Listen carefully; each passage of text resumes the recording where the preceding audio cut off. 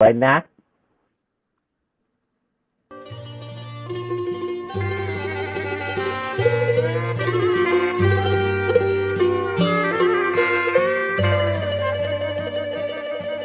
ท่านผู้ฟังกำลังให้เกียรติรับฟัง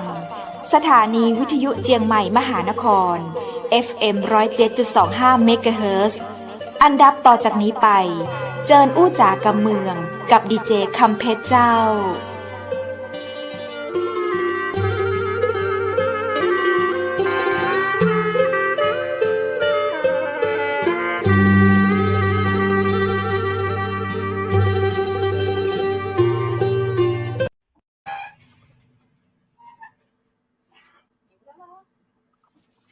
สวัสดีเจ้าสวัสดีคุณผู้ชมที่นะคะทุกคนทุกท่านนะเจ้ายินดีต้อนรับเข้าสู่รายการอู้จากกำเมืองตังเชียงใหม่มหานคร FM 107.25 เมกะเฮิรตซ์จากอาคารวังสิงคำอำเภอเมืองจังหวัดเชียงใหม่คุณผู้ชมเจ้าบ่ได้ปากันเป็น3วันก็เติงหากันพ้องก่อเขาเจ้าก็เติงหาคุณผู้ชมนะเจ้าวันนี้เช่นเคยนะเจ้า 2 ทุ่มถึง 3 ทุ่มทางสถานีวิทยุเชียงใหม่มหานครก็ขอเชิญคุณผู้ชมนะเจ้าติดตามรับชมรายการดีๆม่วนๆมาอู้จากันม่วนๆกับสาระดีๆนะเจ้าซึ่งแน่นอนเจ้าคุณผู้ชมในวันนี้ตรงกับวันจันทร์ที่9เดือนสิงหาคม2564ข้าเจ้าก็มีดีเจที่มาเป็นคู่กันนะเจ้าก็คือดีเจวุฒิเนาะแน่นอนเป็นโปรดิวเซอร์แล้วก็มาช่วยเป็นดีเจมาเป็นพิธีกรร่วมรายการแล้วก็ต่อไปจะเป็นมืออาชีพในการละ นอกจากนี้นะเจ้าก็มีเรื่องราวดีๆจากแขกรับเชิญนะเจ้ามาร่วมสนทนาเนาะนำเรื่องราวดีๆมาเล่าสู่กันฟังทั่วทุกสารทิศเลยบอกว่าจะอยู่ต่างประเทศอยู่ในประเทศไทยภาคเหนือภาคใต้ภาคอีสานภาคกลางเนาะกู้ภาคเลยนะเจ้าตีมีเรื่องราวอยากจะมาเล่าสู่กันฟังผ่านทางรายการเชียงใหม่อู้จากกับเมืองตังเชียงใหม่มหานครนี้นะเจ้าซึ่งวันนี้นั้นนะเจ้าพระเจ้าก็ได้เกียรติรับเชิญมาจากศิลปินนักร้องนะเจ้าซึ่งในยุคก่อนๆเราจะเห็นว่าศิลปินนักร้องนี้มีสร้างความสุขความหันษาให้เราได้แบบทุกวี่ทุกวันนะเจ้ายุคนี้เปิ้นก็เงียบหน้าหายตากันไปเนาะไปแบบอยู่บ้านขายบ้านมันในยุคโควิดนี่หรือเปล่าเป็นจะใดก็เดียวเราจะเรียนเชิญเปิ้นมาอุ้มมาจ๋ามาเล่าสู่กันฟังใครมีคำถามหยังก็เอิ้นมาได้นะเจ้าพิมพ์เข้ามาที่เพจสถานีวิทยุเชียงใหม่มหานครแล้วก็ทาง Facebook เชียงใหม่มหานครเฮาไลฟ์สดทาง YouTube เชียงใหม่มหานครตัวยนะเจ้าเอาละขอเชิญคุณผู้ชมปะกับคุณอัศดากรภักดีนรงค์นะเจ้าหรือว่าชื่อในวงการคือคุณอาชัยธุลีศิลปินนักร้องที่ข้าเจ้าเคยชื่นชมมาหลายปีแล้วเหมือนกันเคยปะตัวจริงเปิ้นอยู่วันนี้มาเจอกันในจอสวัสดีคุณชัยธุลีสวัสดีเจ้าสวัสดีครับสวัสดีคุณวู้เจ้าสวัสดีครับสวัสดีพี่ไก่สวัสดีผมสวัสดีครับสวัสดีเจ้าเสียงน่าจะดีเลย์แต่เลยเนาะสบายได้ดูวันใน TikTok ตอนนี้คุณอาไทยธุลีอยู่จังหวัดหยังเจ้าก็207เป็น287ลบกับได้ยินเสียงข้าเจ้าตัวอยู่กรุงเทพกักตัวอยู่กรุงเทพมหานครอยู่เมืองระยองเจ้าก็อยู่กรุงเทพครับเจ้าครับผมได้ไปต่างจังหวัดได้ไปต่างประเทศแล้วก็โดนกักตัวอีมีก็เจ้ามีมัน287มัน250คุณไทยเจ้าเพิ่งกลับมาจากอาทิตย์กว่าที่แล้วครับอ๋อเกือบคือฉีดยาแล้วไปหรือว่าปีกมาโดนกักตัวเล่าสู่กันฟังเป็นใดเจ้า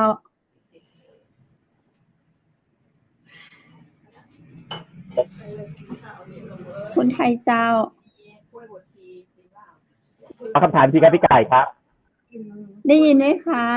ขอโทษนะครับไม่ได้ยินคำถามไก่ครับ อยากอาหารจะไปกินอะไรก่อนที่งานจะเสร็จผู้ใด คุณ สิกล้าเสิร์ฟอีก คุณไทย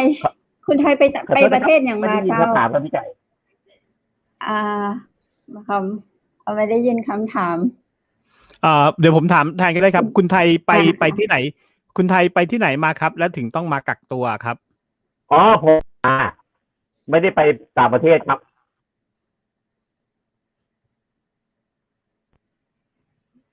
อืม อ๋อจริงไม่ช่วงปีที่แล้วถึงปีนี้ไม่ได้ไปไหนเลย งั้นแสดงว่าแค่เก็บตัว ไป เอง มาเมื่อแลนด์บล็อกที่ผ่านมาเมื่ออาทิตย์กว่าๆที่แล้ว แล้ว อ๋อ ก็ คือ ปัญหาว่าเครื่องบินยกเลิกก็เกือบไม่ได้กลับครับพี่ใช่ตัวเองครับดูแลตัวเอง ค่ะ ได้ฉีดวัคซีนหรือยังคะ ตัวเองครับ คุณวุฒิช่วยถามให้หน่อยค่ะ เหมือนจะไม่ได้ยินเสียงเพลสจริง คุณไทยได้รับการฉีดวัคซีนหรือยังครับ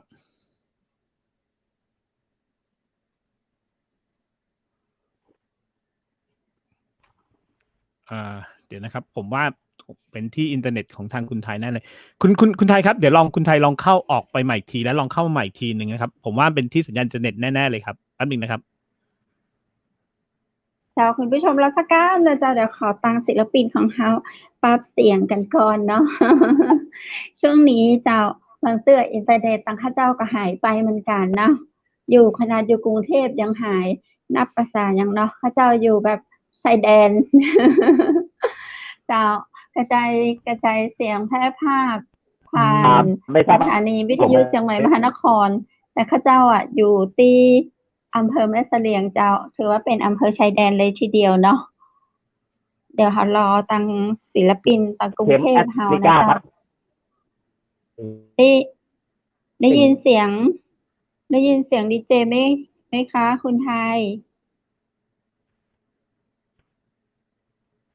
ไม่มีเสียงตอบรับเลย เดี๋ยวข้าเจ้าอู้ไปกับคุณวุฒิก่อนกันละกันเนาะคุณวุฒิเนาะ ครับ เดี๋ยวผม เจ้า ให้คุณไทยลองเข้ามาอีกทีหนึ่งนะครับ ผม เดี๋ยวยังไงให้คุณไทยลองเข้ามาอีกทีหนึ่งนะครับ ยืม อือฮึ ยืมเน็ตเพื่อนใช้ได้ไหม จะได้ อาจ คุ เป็น ยกันได้เนาะ คืออาจจะเป็นได้ว่า เพราะว่าตอนนี้ทางบางที่เนี่ยสัญญาณอินเทอร์เน็ตอาจจะแบบ เจ้ามี มีปัญหานิดหน่อยครับผม แต่ทางแม่เสลียงวันนี้ อ๋อ สัญญาณอินเทอร์เน็ตนิ่งมากนะครับ อ๋อ เดี๋ยว อย่าชม อืม อย่าชม อย่าชมเดี๋ยวหาย อย่าชม อย่าชม แล้ววันนี้คุณเพชรใส่ชุดนี่เป็นชุดจากร้านผ้าไทยอะไรหรือเปล่าครับ วันนี้ดูเหมือนชุด ใช่ แบบ เป็นชุดผ้าพื้นเมือง อ่า อืม พื้นเมืองของไทยใหญ่ อ๋อ แม่ฮ่องสอนอย่างเงี้ยเจ้า แต่ก็มีร้านค้าอยู่ที่แม่เสลียง งามกับเจ้า คุณรุ่นงามก็เสื้ โอ อ เคงาม ก็ งามครับ วันนี้ เจ้า ผม ใส่ ดู ม่ คุ ว ณ น เพชรแล้ว เป็นคล้ายๆผ้าไหม อื เป็นคล้ายๆผ้า ม ไหมเจ้า ผมก็ก้าวเกิงเดียวเนาะ อืม เหมือนจีนเลยเนาะ คือคนเหนือเมื่อสมัยก่อนมันจะมียุคหนึ่งอะเจ้า อื ที่ ม เปิ้นจะก้าวผมครึ่งผมแล้วก็เปิ้นจะมีแบบปล่อยแบบคล้ายๆคนจีน หลังจากที่ว่ามีจีนอพยพมาตังเหนือ ก็ ครั จะ บ มีจีนส่วนใหญ่เมื่อก่อนนี้ที่ตังเหนือนะเจ้าเปิ้นจะฮ้องเป็นจีนจีนแต้จิ๋วค่ะไม่ใช่จีนแค่ก็ ครับ จีนแค่จีนแต้จิ๋วจีนฮ้อเจ้า อย่างคุณต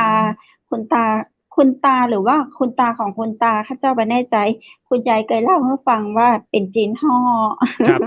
อืม จีนฮ้อ เดี๋ยว นี้ คุณ ประวัติ คุณอา ก็มีเยอะอยู่ อืม แล้วมีหมู่บ้านที่ของทางคุณอามาแล้วครับ ผม คุณอาครับ เจ้า ทดสอบเสียงอีกทีครับ คุณอาครับ น้องอาได้ยินเสียงพี่เพชรกับเจ้า น้องอาเจ้า อืม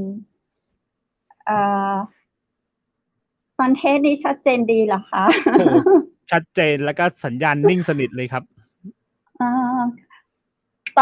อนเทสนี่คุณอาอยู่ที่ไหนกลับไปอยู่ตรงที่เทสได้ไหม สวัสดีครับพี่ คุณ จ้า คุณอาครับ สวัสดี คุณอาลองเทสเสียงทีครับ ได้ยินพี่ผมได้ยินแต่มันทอนดีเลยพี่ ค่ะค่ะค้างอยู่ ตอนเทสคุณอาอยู่จุดไหนอะคะ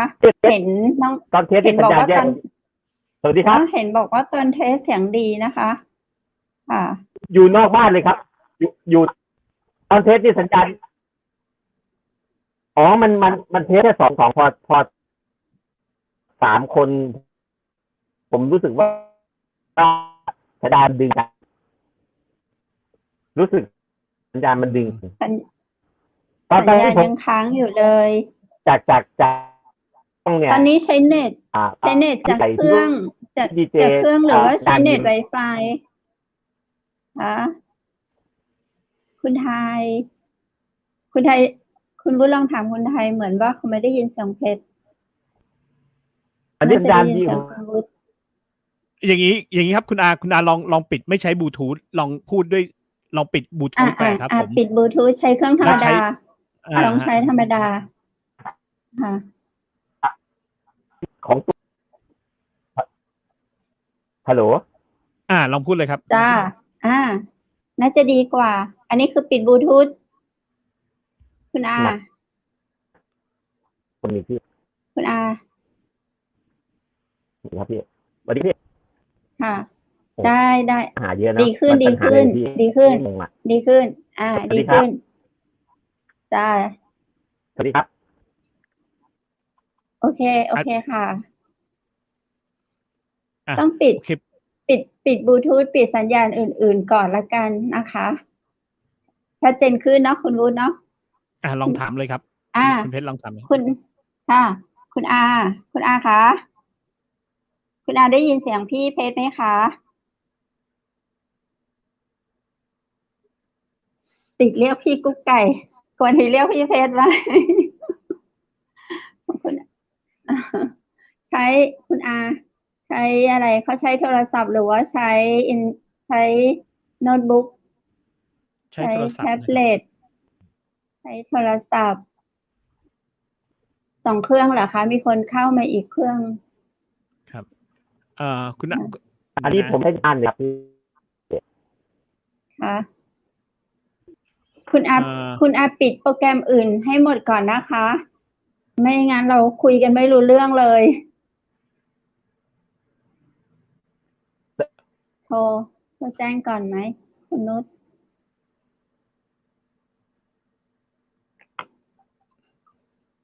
คุณอา วันนี้ อันนี้ผมเสร็จได้ครับ อืม พี่ คุณอา เสียง ผมว่า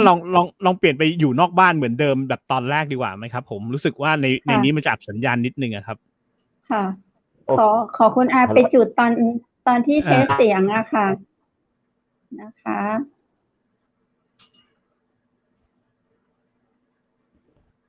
ถ้างั้นภาพค้างด้วยค่ะ เสียงก็ค้าง อันนี้ได้ยินผมไหมครับพี่ คือได้ยินแต่ไม่รู้เรื่องอะค่ะ เป็นภาษาต่างด้าว เดี๋ยวครับ ค่ะ คุณอาช่วยกรุณาออกไปอยู่ตรง อัน ที่ นี้ได้ยินไหมครับ เสียง พี่ เมื่อ ได้ยินไหม หัว ครับ ค่ำไม่ได้ยินแต่ไม่รู้เรื่องค่ะ เดี๋ยวรอคุณอาเข้ามาใหม่อีกทีครับ สงสัย คือบางทีสัญญาณอินเทอร์เน็ตอะครับบางทีมันจะทำงานอย่างนี้ครับ บางทีอยู่นอกบ้านเนี่ย มันอาจจะสัญญาณดีกว่านิดหนึ่งในบ้านเนี่ย มันจะเป็นบางจุดแค่นั้นเองที่มันอับสัญญาณนิดนึงอย่างเงี้ยครับ ที่ อย่างบางที ที่บางดอยก็มีอะนะคะ อืม จะมีแบบจุดเดียวที่คุณ อืม สามารถใช้สัญญาณนี้ได้อะไรอย่าง ครั เงี้ บ ยพอเดิน อืม ไปไม่กี่ก้าวไม่มีสัญญาณแล้วค่ะ ใช่ อย่างบางที่เนี่ยแต่โอเคคงเป็นสมัยก่อนอย่างสมัยก่อนเนี่ย เวลาผมจะต้องใช้อินเทอร์เน็ตทีนึงเนี่ย ผมต้องวิ่งไปบนภูเขาอย่างเงี้ยครับโอเคแล้วลองคุณอาเข้าไปที ใช่ค่ะวันนี้เราก็เนาะอยากรู้เรื่องว่าเรายังไม่เคยพาศิลปินนักร้องมาคุยกันในรายการ ลองเทสเสียงอีกทีครับคุณอาครับ คุณอา โอเคไหมคะ ถ้าคุณอาอยู่จุดเดิมสัญญาณมันจะเหมือนเดิม คุณอาต้องกลับไปที่เทสเสียงค่ะ คุณนุชอยู่ไหมคะคุณนุชช่วยประสานทางคุณอาให้กลับไปอยู่ในจุดที่เทสเสียงให้หน่อยค่ะ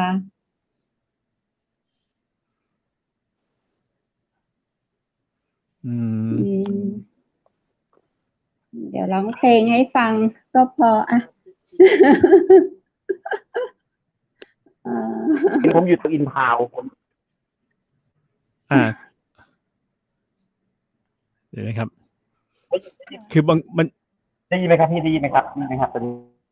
ได้ยิน โอเค ค่ะ แต่ภาพค้างแล้วครับแต่ฟังเสียงได้ โอ้พี่ได้ยินไหมครับพี่ได้ยินไหมครับผม ได้ยินดีขึ้น ได้ยินดีขึ้นแต่ภาพค้างค่ะ น้องอาไปอยู่ตรงจุดที่เทสเมื่อกลางวันนะคะ สัญญาณจะได้ชัดเจนเหมือนตอนหัวค่ำมาค่ะ ได้ยินเสียงพี่ไหมคะ ได้ยินเสียงพี่เพชรไหม อันเนี้ยครับมันอาจจะเป็นจุดหนึ่งที่แบบว่าเดี๋ยวนี้อินเทอร์เน็ตเนี่ยบางทีมันมีหลายแพ็กเกจให้เราเลือกโอเคนะครับ ได้ยินแล้วนะครับผม แต่ภาพมันยังค้างอยู่นิดนึง อือฮึอยู่แถวไหนของกรุงเทพคะคุณอาอยู่แถวไหนของกรุงเทพคะ โอเค จะได้ให้กสทชไปช่วย ก็อย่างนี้ครับอย่างที่ผมบอกไปว่า คือบางทีเนี่ย สัญญาณอินเทอร์เน็ตเนี่ย บางทีอับสัญญาณอย่างบางที่นะครับ แถวกรุงเทพนี่แหละครับผม คือผมไปอย่างบางที่เนี่ย นอกบ้านเนี่ย โอเค แต่พอเข้าอยู่ตรงครัวเนี่ยแย่เลยเดี๋ยวลองดูอีกทีครับ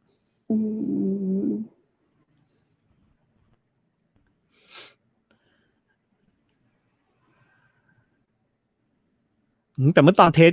นช่วงประมาณ18:00 นเราเทสกันนะครับผมคุยกันแบบได้ลื่นหูมากคุยกันแบบแต่ไม่แน่ใจเหมือนกันไม่เข้าใจว่าทำไมตอนเราจริงแล้วปุ๊บสัญญาณมันจะหายไปต้องขอกลับไป กลับไปตรงจุดที่เทส ตรงจุดที่เราเทสกันคุณอาตอนนี้ไม่มาเลยครับผมได้ยินครับไม่ทำไม่เป็นไรเลย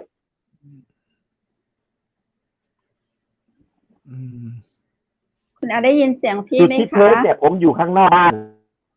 อยู่ข้างนอกใช่ไหมอยู่ตรงจุดที่เทสเมื่อหัวค่ำแล้วนะครับค่ะถ้าอยู่ตรงจุดที่เทสเมื่อตอนเย็นได้ยินครับค่ะได้ยินนะงั้นคุณเพชรคนจะค้างอยู่คุณเพชรถามดีกว่าลองให้คุณอาจะต้องนิ่งไว้นิดหนึ่งที่เสียงมันดีเลยนะครับผมแล้วให้คุณอาเล่าเรื่องของตัวเองให้ฟังหน่อยครับอันนี้ดีกว่าครับ อันนี้จุดอินเทอร์เน็ตคุณอาพูดเลยค่ะหายเลยจำไม่ได้แล้วจะเล่าให้ฟังว่ารู้จักคุณอาที่ไหนเมื่อไหร่นี้ก็ตอนนี้ก็ทำเพลงเยอะกว่าเดิมอีกครับเพราะเตรียมงานไว้เยอะมากครับว่าเตรียมงานไว้เยอะมากครับเพราะว่ามันมีเวลาเยอะเป็นเพลงแต่งเองใช่ไหมแต่งเองหรือว่ามีคนแต่งให้คะเองครับผมแต่งให้พี่แต่ร้องหรือยัง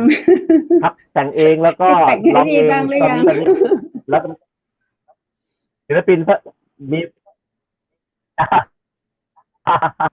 ตอนนี้ทำเยอะครับตอนนี้ทำเพลงเยอะเท่าไหร่เพราะเวลามันเยอะมากครับค่ะก็ถือว่าเป็นช่วงที่เราได้ทำ work from home อยู่ที่บ้านครับเนาะค่ะเคยเจอคุณอาหลายปีแล้วเนาะ5 ปี 6 ปีได้แล้วมั้งตอนนั้นก็ครับผมตอนนั้นก็เชิญคุณอาไปร้องเพลงให้พี่น้องสื่อมวลชนหลายปีครับฟังในงานที่ปปช.จำได้ไหมคะเนาะสื่อช่อสะอาดสัญญาณหายไปแล้วครับ ค่ะ ครับ ตอนนั้นคือสื่อช่อสะอาดเราได้รับรางวัลแล้วก็มีการกินเลี้ยง มีการแสดงความยินดีกันก็จะมีศิลปินมาค่ะ อืม คือมั คื น อ เป็น ตอนเนี้ยครับ ฉุกเฉิน คุณเพชรค่ะ มาแล้วเดี๋ยวลองเข้าไปดู แล้วก็เมืองไทยเนี่ยฟังดูแล้วคือเขาจะไม่ค่อยมีชื่อเสียงเท่าไหร่แต่ว่าต่างประเทศคุณอาเขาจะไปร้องเพลงต่างประเทศแบบได้รับความนิยมเยอะ ตอนนี้คุณอาของผมค้างอยู่ครับฮะไม่เป็นไรผมอันนี้อย่างวันนั้นที่เราคุยกับทางสมาคมคุณอาครับ คุณอาเล่น ได้ค่อยดีจริงๆไม่รู้เกิดอะไร ใช่ ขึ้น สู้ คุณอา ประเทศไท เล่าย งั้นเล่าให้ผมฟังหน่อยแล้วกันนะครับผมเดี๋ยวผมจะถามทีเดียวแล้วคุณอาเล่าให้ผมฟังหน่อยว่า วิธีการทำงานในช่วงโควิด เนี่ยมันยากกว่าช่วงปกติยังไงบ้าง อะไรนะครับพี่อะไรอีกทีนะครับผม วิธีการทำเพลงในช่วงเนี้ยครับ ผมมันยากกว่าช่วงปกติอย่างไรบ้างครับ คือ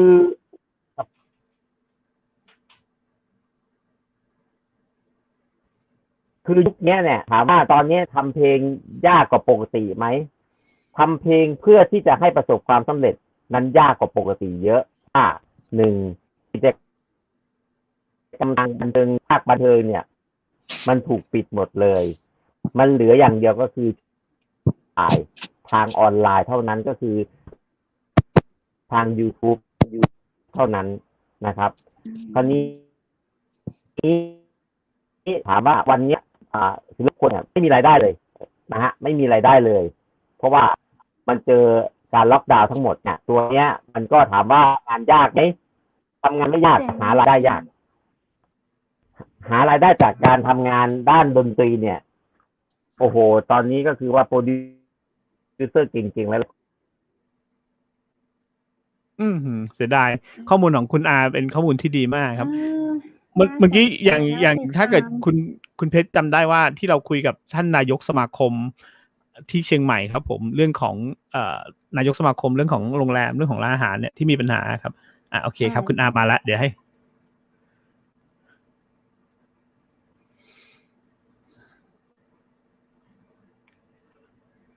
ครับครับคุณอาครับเชิญเล่าต่อได้เลยครับ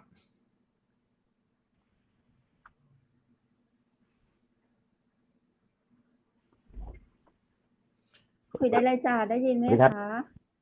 คุณอาเล่าต่อได้เลยครับว่ามีความยากง่ายยังไงครับในช่วงนี้ครับผมเดี๋ยวต้องถามก็คือในยุคนี้เนี่ยมันค่อนข้างที่จะยากในการทำ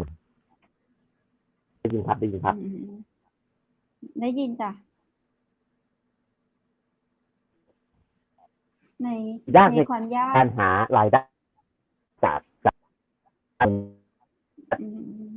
ถ้ามีรายมา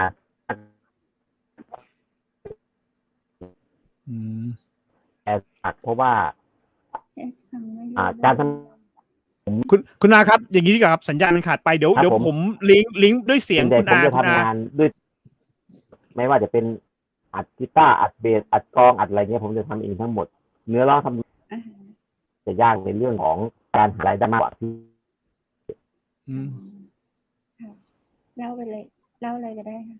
เล่าไปเลยนะแล้วเพื่อนนะครับเขาได้สะท้อนปัญหาพวกนี้อย่างไรกับเราบ้างครับเพื่อนสัญญาณหายไปอีกแล้วเสียดายจังเพราะจริงๆแล้วข้อมูลของทางคุณอาเนี่ยจริงๆแล้วมันได้ประโยชน์มากครับ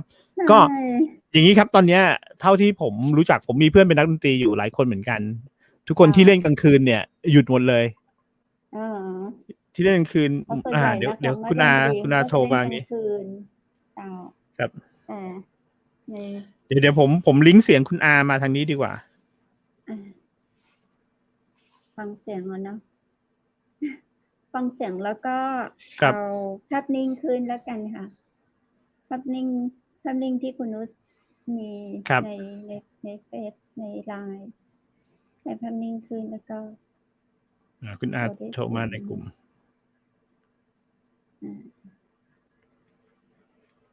คุณอาครับได้ยินเสียงผมไหมครับ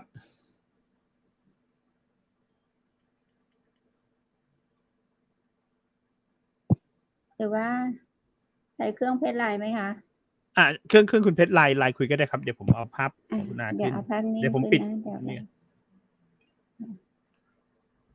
จะดูว่าเน็ตเขาจะโอเคกับเราไหมเดี๋ยวลองดู เดี๋ยวคุยกันผ่านทางเสียง เข้าชื่อ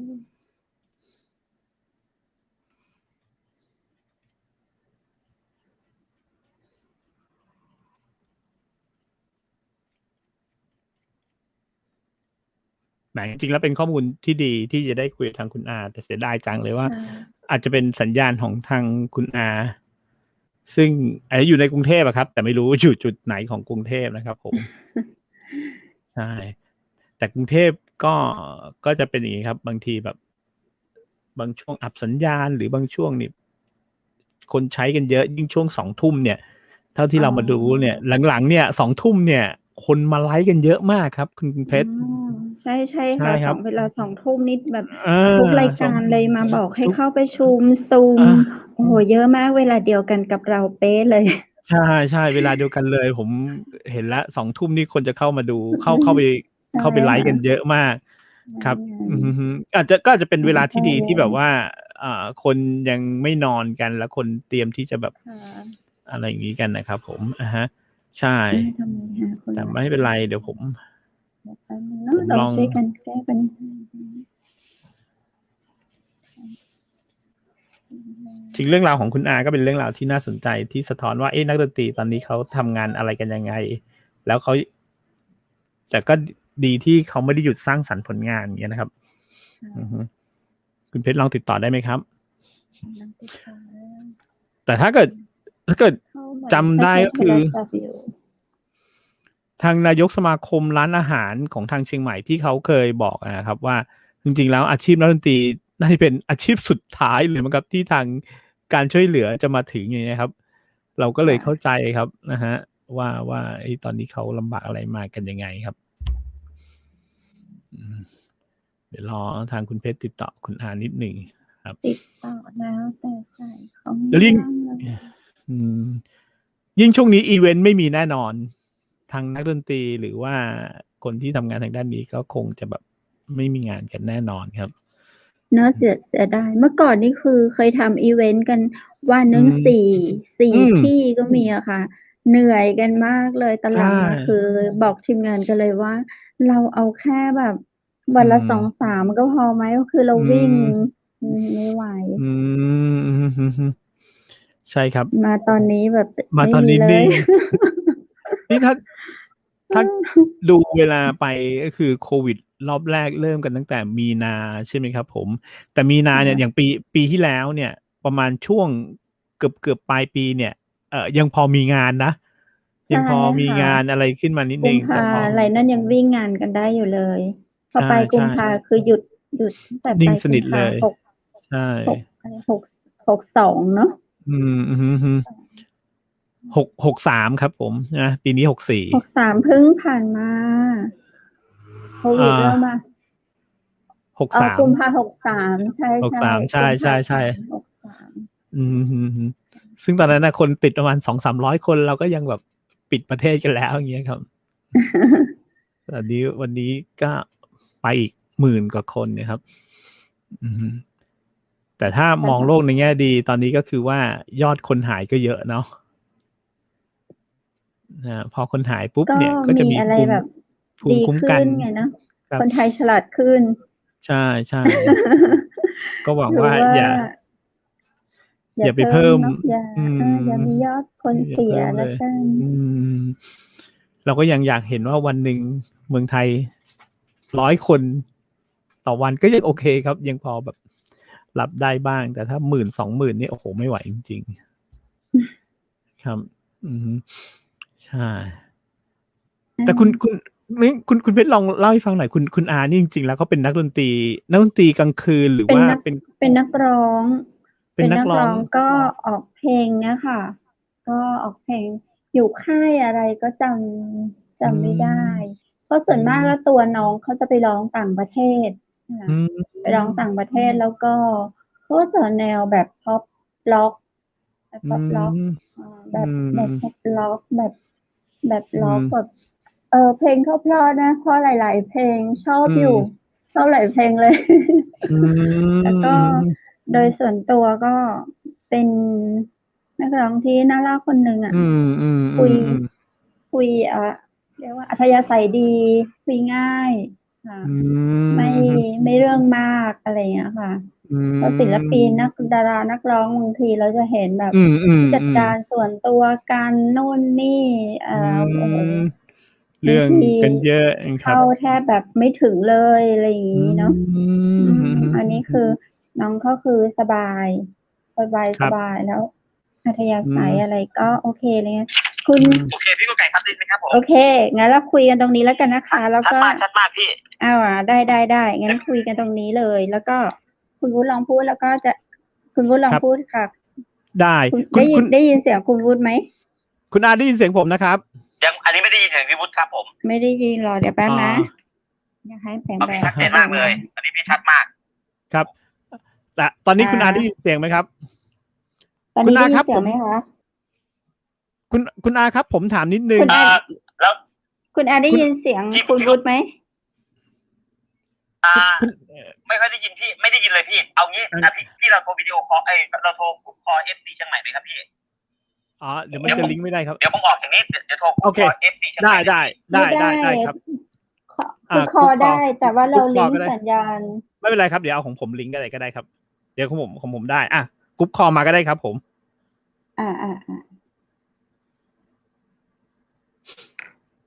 ยังไงดีครับพี่ กรุ๊ปคอลมาได้เลยครับกรุ๊ปคอล งั้นเดี๋ยวออกตรงนี้แล้วก็ไปคอที่ FC เดี๋ยวคุณวุฒิจะดึงให้ ครับผม ค่ะ โอเค จ้า โอเคครับ โอเคผมเข้าเลยครับผม ครับ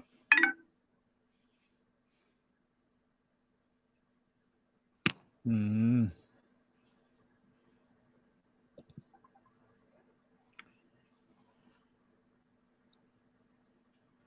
ก็เห็นช่วงหลังมาเห็นน้องเขาก็ขยันนะทำ คุณอาได้ยินเสียงผมไหมครับ พี่ โอเค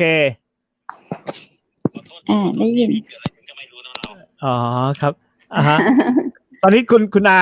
เสียงคุณไก่เสียงอะไรอย่างเงี้ยได้ยินไหมครับ คุณไก่ลองพูดกับคุณอาหน่อยครับ พี่ไก่ยังไม่เข้ามาครับ ได้ยินค่ะ ได้ยิน พี่ไก่อ๋อโอเค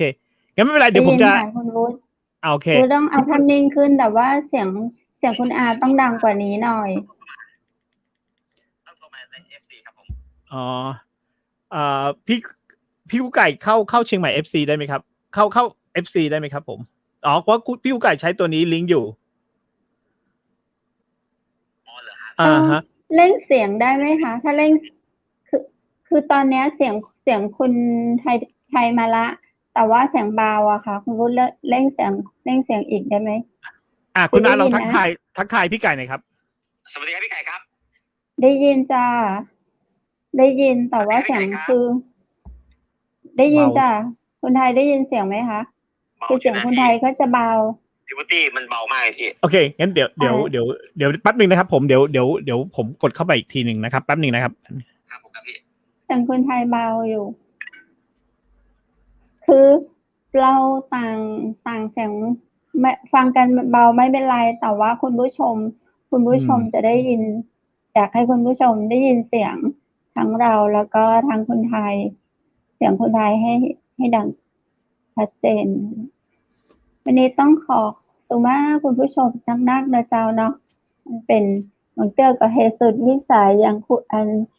ดีเจวูดบอกเขานะอินเทอร์เน็ตเนาะเอาอยู่ไกลกันนะเจ้าก็เป็นช่วงโควิดก็ต้องทำใจนะเจ้าคุณผู้ชม ตอนนี้ได้ยินไหมครับผมโอเค คุณเพชรได้ยินคุณอาไหมครับ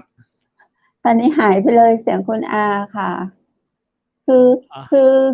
คือไม่สำคัญว่าเพชรได้ยินไหมทางคุณผู้ชมไม่ได้ยินด้วยนะสิคะคุณวุฒิ คุณผู้ชมไม่ได้ยินใช่ไหมครับ คุณผู้ชมทำให้คุณผู้ชมได้ยินเสียงคุณอาตอบเรา แต่ตอนนี้คือคุณผู้ชมไม่ได้ยินเสียงคุณอา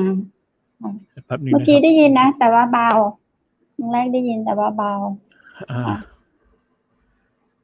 ดีแต่ว่าเบาใช่ไหมครับโอเค ใช่ค่ะ โอเคเดี๋ยวคุณอาลองลิงก์กันใหม่อีกทีนะเดี๋ยวผมโทรไปใหม่อีกทีนะครับ เคไม่เป็นไรผมว่านะบางทีอินเทอร์เน็ตมันก็เดี๋ยวผมลองส่วนตัวตรงนี้ดีกว่าคุณอาเดี๋ยวเราคุยส่วนตัวดีกว่าครับ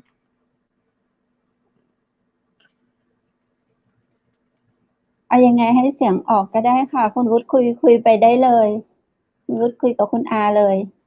คุณอาได้ยินไหมครับตอนนี้คือให้เสียงคุณอาออกอากาศเพราะตอนนี้ได้ยินแต่เสียงเราสองคนไม่ได้ยินเสียงคุณอาต้องให้เสียงคุณอาออกอากาศนอกจากพี่วุฒิจะทวนคำถามในพี่กุ๊กไก่ครับผมคุณอาไม่ได้ยินเสียงเพชรก็ไม่เป็นไรแต่เสียงมันไม่ออกอากาศครับโอเคคุณวุฒิถามได้เลยโอเคครับคุณให้ผมโทรหาพี่กุ๊กไก่คุณอย่างนี้ดีกว่าคุณอาโทรหาพี่กุ๊กไก่ก็ได้ครับผมโทรหาพี่กุ๊กไก่แล้วกันนะครับผมแล้วเดี๋ยวผมไปแล้วเดี๋ยวผมให้พี่กุ๊กไก่ทวนคำถามผมโอเคครับผมครับ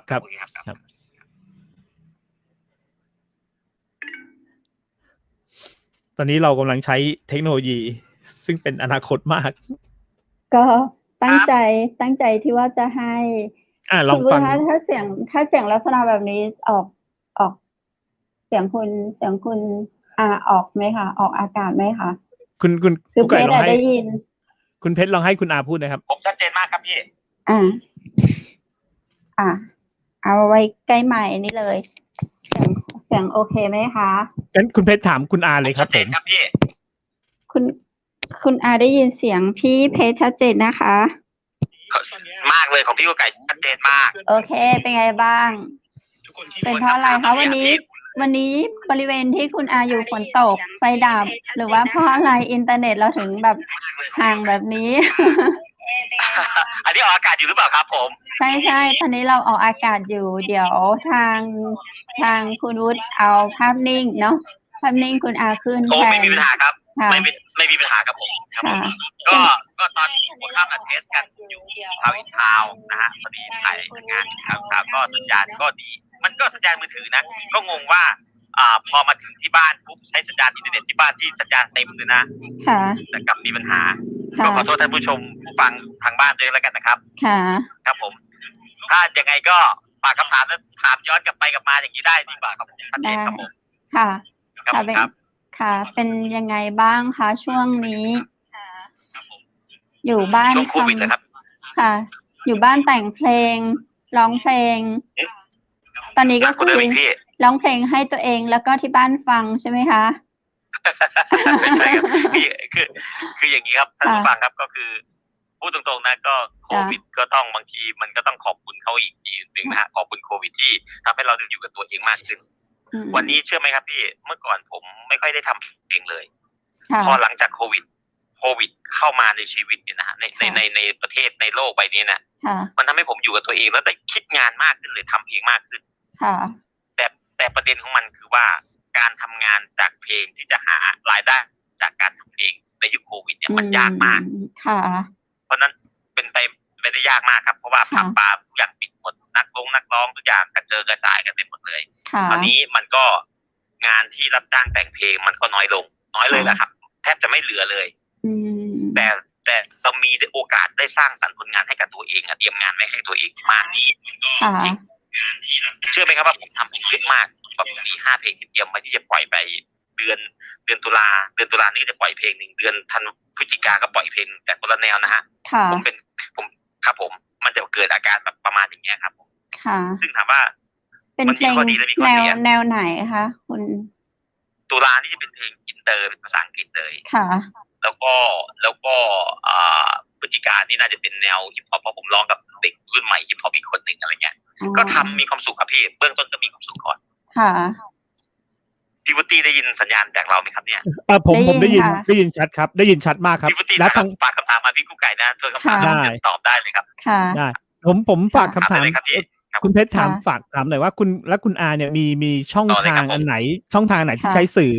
ถึงคุณผู้ฟังได้บ้างครับผมพี่ดีเจ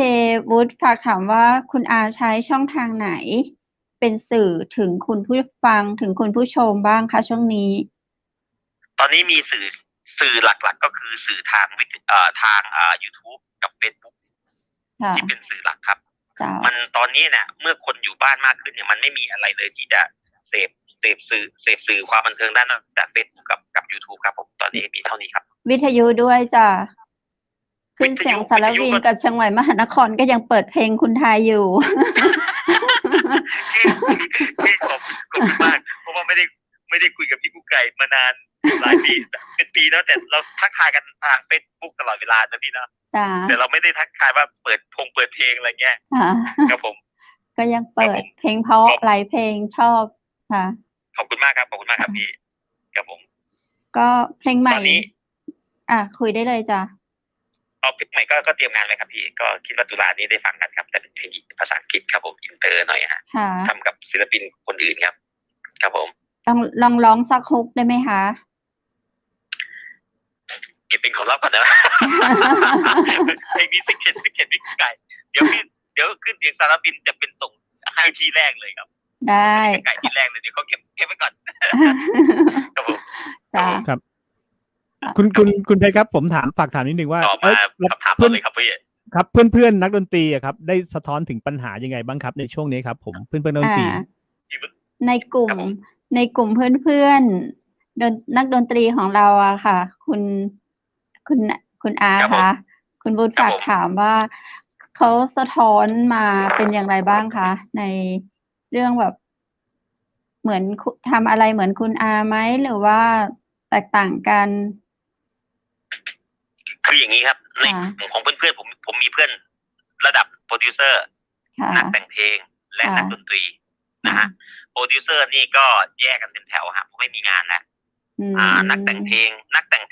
เนี่ยก็เยอะแยะเหมือนกันครับแต่ว่าพอดีผมอยู่กับพี่เวสป้าอาสยามพี่เวสป้าร้อยเห็นนะถ้ามีร้อยเหตุผลเนี่ยผมเพิ่งประชุมกันมาเมื่อกลางวันเนี่ยตอนเย็นเนี่ยก็พี่เวสป้านี่ก็เป็นหัวหน้าผมก็นั่งทำเพลงด้วยกันเราตอนนี้เราเตรียมเพลงไว้เยอะให้กับหลายศิลปินนะแต่ในส่วนของนักดนตรีกลางคืนที่เป็นพรรคพวกเพื่อนฝูงกันที่เล่นดนตรีเป็นอาชีพเนี่ยตายสนิทครับเลี่ยงเลยครับ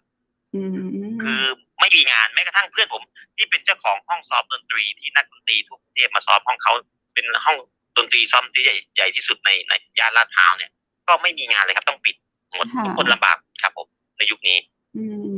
แล้วเราให้กำลังใจกันยังไงคะผมพูดกับเพื่อนๆทุกคนว่ามันก็ต้องสู้ต่อไปนะสิ่งเดียวที่เราต้องนึกถึงวันนี้ตื่นมามีลมหายใจอยู่ก็บุญแล้วผมพูดได้แค่นี้ครับค่ะวันนี้เราเหมือนกับเจอสงครามโลกนะครั้งที่3แต่เป็นสงครามโรคนะฮะรอเรือนะฮะเพราะฉะนั้นวันนี้ถามว่าวันนี้เราสุขสบายกว่าคนที่เกิดในช่วงสงครามโลกครั้งที่2ไหมคือ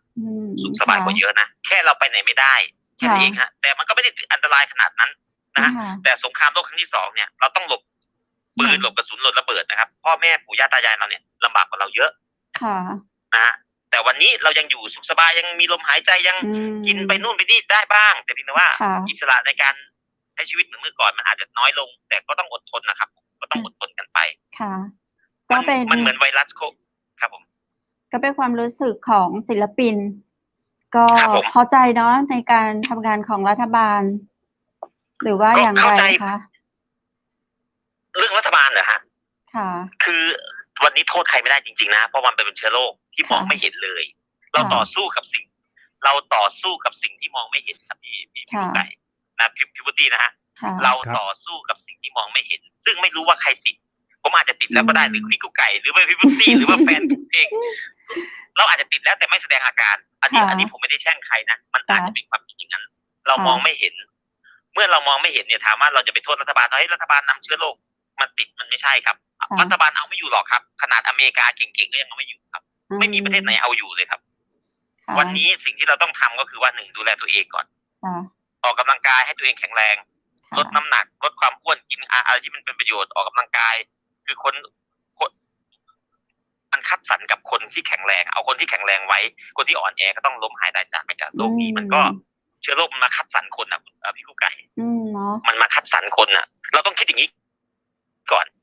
เมื่อเชื้อโรคมันมาคัดสรรคนเพราะฉะนั้นเราก็ต้องแข็งแรงอันดับที่1เราต้องแข็งแรงก่อนแข็งแรงทั้งกายทั้งใจนะครับวันนี้ผมรู้ไหมครับผมตั้งแต่เกิดเหตุการณ์เนี่ยมันทำให้เรารู้สึกว่าข้าวปลาอาหารคือของจริงนอกนั้นที่อยู่ข้างนอกตัวเราเนี่ย สื้อผ้าผมไม่ได้ซื้อใหม่เลยพี่กุ๊กไก่ จ้ะ ผมไม่ได้เสื้อผ้าของนอกกายนี่ไม่ได้แทบจะซื้อใหม่เลย ซื้อแต่อาหารของกิ จ้ะ น จริงด้วยค่ะ ใช่ครับ เราซื้อแต่อาหารของกินทั้งนั้นนะฮะ ค่ะซื้ออย่างอื่นเหมือน เพ กับ ราะฉะนั้น เพิ่มภาระให้เราเลย ใช่ครับพี่ใช่ครับพี่ซื้อเสื้อผ้าเยอะเกินไปไม่รู้จะใส่ไปอวดใครถูกต้องไหมครับพี่ ใช่ เพ ไม่ ราะ รู้ ว่ามัน จะซื้ อ อยู่ แต่บ้าน เห็นแบบลงตามเพจตามเพจตามเฟซตามไลน์เยอะมากอยากได้มากเลย แต่ไม่รู้จะซื้อไปไหน ใช่ครับพี่ แต่วันนี้พี่มีเสื้อผ้าเต็มตู้ แต่พี่ไม่มีข้าวกิน มันก็ไม่ได้ใช่ไหม จะเอาอัน เราต้องมีข้าวกินก่อน ค่ะ ใช่ไหมครับผม ค่ะ มันเหมือนกับมาสอนให้เรากลับมาย้อนโควิดมันเหมือนกับสอนให้เราย้อนมาดูพื้นฐานแห่งชีวิต ซึ่งข้าวปลาอาหารคือของจริง แต่ของวัตถุนอกกายนะมันคือของปลอมไม่ใช่ของจริง วันนี้ถ้ามีมีข้าวเต็มยุ้งอยู่ต่อให้โควิด3 ปี 5 ปี ผมว่าประเทศไทยยังโชคดีนะครับ ที่อุดมสมบูรณ์ไปด้วยข้าวปลาอาหารอยู่ ค่ะ พี่ต้องไปดูเมืองนอก ใครที่ชอบเมืองนอกอะลองไปดูเมืองนอกปลูกข้าวปลูกอะไรไม่ได้เหมือนเรานะฮะไปตรงไหนก็มีภูเขาก็แห้งแล้งไปอะไรเงี้ยบางประเทศก็ดีหน่อยบางประเทศก็ไม่แทบโทษนะฮะแถบยุโรปเนี่ยการปลูกอะไรเนี่ยมันก็ลำบาก ใช่ นะฮะคราวนี้เพราะฉะนั้นตรงเนี้ยประเทศเราถือว่าโชคดีอันดับที่ 1เนี่ยเราเดินออกไปข้างนอกปลูกต้นไม้ปลูกพืชปลูกผักปลูกข้าวปลูกเลี้ยงข้าวเลี้ยงอะไรเนี่ยเราสามารถทำได้หมดถูกต้องไหมครับ ค่ะ นี่มันคือสอนเรานะวันนี้โควิดสอนเรา ค่ะ ถามว่าวันนี้ในโลกใบนี้มีประเทศไหนชนะโควิดไหมไม่มีเลยครับ ค่ะ แม้กระทั่งประเทศที่เก่งที่สุดอเมริกาก็ยังชนะโควิดไม่ได้วันนี้กลับมาระบาดเป็นแสนคนต่อ1 วันนะครับ เพื่อนผมที่อยู่อเมริกา เป็นซิติเซนที่นั่นบอกเลยว่าเขาระบาดรุนแรง แล้วเขาก็ไปหาหมอไม่ได้ ด้วยเหตุผลคือถ้าไปหาหมอเขาจะต้องจ่ายบิลค่ารักษาพยาบาลเอง ซึ่งมันแพงมากๆเพราะฉะนั้นเราจะบอกว่าประเทศนั้นดีกว่าเราประเทศนี้ก็ดีกว่าเราไม่ใช่ครับ ค่ะ ครับผม ครับ ฝากถามคุณอา อันนี้มุมมองของผมนะครับพี่ ครับฝากถามคุณอาหน่อยครับคุณไก่ครับ พี่เป็นยังไงบ้าง ใน ฉีด ใน ยาวัคซีนกันหรือยัง พูดได้เลย ในอนาคตอะครับผมการทำเพลงหรือ ฉีด ว่า วัคซีนกันหรือยังครับ ฉีดแล้ว ฉีดกัน จ้ะ ฉีดการทำเพลง โอเค จะเปลี่ยน ครับผม ไปไหมครับ ผมหลังจากหมดโควิดแล้ว ครับ ครั ต่อบ เลยครับพี่ จ้ะคุณไทยว่าไงนะคะ เมื่อกี้ ผมถามว่าการทำเพลงในหลังจากหมดโควิดไปแล้วครับ คุณไท จะ ย เปลี่ยน คะเดี๋ยวคุณวุฒิคุณ ครับ ไทยว่าไงนะคะ ถามผมหรือเปล่าครับพี่ ใช่จ้ะเมื่อกี้คุยว่าไงนะคะพอดีมาฟังคุณวุฒิ คือประเด็นของผมคือว่าไม่มีประเทศไหนดีที่สุดหรอก ประเทศเรานี่แหละเราอยู่บนประเทศเรานี่แหละภูมิใจในความเป็นคนไทยภูมิใจในความเป็นคนเหนือคนอีสานคนใต้คนกลางอย่างน้อยประเทศเรานะผมบอกเลยว่าเรามีข้าวกินมีอาหารครบเอาแล้วกันนะ ค่ะ ต่อให้ไวรัสจะอยู่อีก3 ปี 5 ปีผมว่าประเทศไทยยังประคองอยู่ได้เพราะอาหารนะเราเป็นประเทศผลิตอาหาร คิดเหมือน เราอยู่ พี่ ได้ เป๊ะเลย ครับผม เรารักประเทศไทย ผม ป รั ระ ก เทศไทยเราเก่ง ใช่ค่ะ เห็นด้วย ใช่ ค่ะ วันนี้เดี๋ยวมันก็จะค่อยๆดีขึ้นครับ ค่ะ มันจะคัดคนอ่อนแอออกไป มันจะคัดคนอ่อนแอออกไป แล้วคน ค่ะ แข็งแรงก็จะอยู่ได้ นะคะ เราต้อง เราก็ สู้นะครับ ยอมรับตรงนี้ด้วยเนาะคุณวุฒิ ใช่ครับ ฝาก ยอมรับ ถามมาค่ะดีเจวูดดี้ฝากถามมาว่าหลังจากโควิดซางซาลง คุณไทยคิดว่าในเรื่องของการทำงานเพลงอะค่ะ จะกลับมาเหมือนเดิมไหมหรือว่ามีการเปลี่ยนแปลงอะไรอย่างไรค่ะ หลังจากนี้ใช่ไหมครับผม ค่ะ ผมว่าวงการเพลงมันเปลี่ยนมาประมาณ 4-5 ปีแล้วล่ะตั้งแต่ YouTube เข้ามา ค่ะ YouTube เข้ามามันก็เป็นตัวทำลายวงการเพลงไปเยอะ แต่มันก็สร้างสรรค์สิ่งใหม่กับวงการเพลงไปเยอะ มันทำให้ศิลปินตัวเล็กๆที่อยู่บ้านนอกเกิดได้ใน YouTube อืม ทำให้ค่ายเพลงค่ายใหญ่ๆในกรุงเทพที่คิดว่าตัวเองใหญ่ ก็สู้ค่ายเพลงต่างเล็กๆไม่ได้ ค่ะ มันมีอะไรใหม่ๆที่เกิดขึ้นเพราะถามว่าวงการบันเทิงมันต้องอยู่ไปครับ มันต้องอยู่ วิทยุก็ต้องอยู่ไป ค่ะ มันก็ต้องอยู่คู่ไปอย่างวิทยุขึ้นเนี่ยนะฮะของพี่เนี่ยก็ต้องอยู่ไปเพื่อเป็นคือYouTube มันไม่มีอินเตอร์แอคทีฟกับคนนะครับผมแต่วิท ค่ะ ยุมันมีถามตอบกับระหว่างเหมือนเป็นเพื่อนกับผู้ฟัง ค่ะ แต่ YouTube มันไม่เป็นเพื่อนกับผู้ฟังก็คือฟังไปเรื่อยๆเพราะฉะนั้น ค่ะ แต่ละอย่างมันก็จะมีข้อดีข้อเสียถามว่าวงการเพลงก็ยังต้องอยู่ครับ แต่อยู่ในรูปแบบไหนก็คืออาจจะ YouTube มากขึ้น Facebook มากขึ้นออนไลน์มากขึ้น ค่ะ ก็ปรับกลยุทธ์ไป ค่ะ ก็ต้องทำไปครับ ก็ต้องทำไปครับ อืม ค่ะ ครับผม คุณบูธมีคำถามเพิ่มเติมไหมคะ ครับ แล้วอย่างนี้ครับ ผมคุณอยากให้แบบ ถ้าหมายถึงว่าศิลปินตอนเนี้ย ถ้าจะให้กำลังใจเขาเนี่ยยังไงดีครับ ผมว่ามีศิลปินหลายๆคนน่ะเท่าที่เราเห็นในข่าวบางทีแบบโอ้โหศิลปินนักดนตรีแหละฆ่าตัวตายอย่างเงี้ย ถ้าคุณอาฟังแล้วอยากให้กำลังใจเขายังไงครับผม ค่ะ คุณอาคะ ครับผม คุณวุฒิฝากถามว่า คุณอาอยากฝากกำลังใจให้กับเพื่อนศิลปินอย่างไรครับ ในขณะที่มีบางคนที่เป็นศิลปินเริ่มอ่อนตัวลง เริ่มอ่อนใจลง ทั้งกายทั้งใจเขาเริ่มอ่อนแอ เราจะให้กำลังใจเขายังไงคะ โอเค หมายถึงเฉพาะศิลปินนะคะ ยังไม่รวมแฟนคลับ โอเคครับ อันนี้ไม่ใช่ผมก็พูดรวมๆนะ ผมว่าไม่ใช่แค่ศิลปินหรอกครับพี่ ค่ะ ผมว่ามันเริ่มทุกคนก่อน ค่ะ เริ่มต้นก่อน เริ่มต้นอันดับแรกก่อนตื่นมามีลมหายใจก่อน ค่ะ ไม่ติดโควิดก่อน ค่ะ เราถือว่าโชคดีอันดับหนึ่งนะ ค่ะ ตื่นมามีลมหายใจไม่ติดโควิด ไม่ไปโรงพยาบาลสนามไม่ไปโรงพยาบาลเพื่อจะรักษาเนี่ยพี่รู้ไหมว่าคนป่วย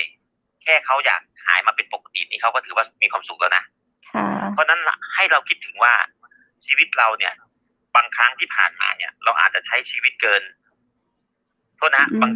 ผมเห็นนักดนตรีสมัยก่อนที่ตอนช่วงเศรษฐกิจกู้ฟู่เนาะ ค่ะ นักดนตรีซื้อบ้านซื้อรถกัน